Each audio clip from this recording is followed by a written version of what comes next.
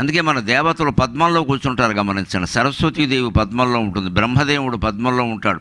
లక్ష్మీదేవి పద్మంలో కూర్చోవడం కాదు, రెండు చేతుల్లో పద్మప్రియే పద్మిని పద్మహస్తే పద్మాలయే పద్మదళాయతాక్షి, పద్మమే ఆవిడ జీవితం. ఎందుకు మన దేవతలందరూ పద్మాల్లో ఉంటారు? మనిషి పద్మంలా బతికితే దేవత అవుతాడు, లేదా జీవుళ్లే మిగిలిపోతాడు. పద్మంలా బతకడం అంటే బురదలోంచి పుడుతుంది పద్మం. సమాజం ఎలాగైనా ఉండేయండి, మన కుటుంబంలో కూడా అటువంటి ఇబ్బందులే ఉండనేయండి, మనం అందులో పుట్టాం, మనమేం తప్పు చేయాలి. కానీ అక్కడి నుంచి ఎదగాలి. ఎంత ఎదగాలి అంటే పద్మ ఎదుగుదల గమనించండి. ఎక్కడైనా చెరువులు పద్మాలు ఉంటే ఆగి మరీ చూడండి. సెల్ఫీ తీసుకోవడం కాదు, సెల్ఫ్ దాన్ని డెవలప్ చేసుకోవడానికి, ఆత్మవిశ్వాసాన్ని పెంచుకోవడానికి, సెల్ఫ్ కాన్ఫిడెన్స్ పెంచుకోవడానికి దిగాలి.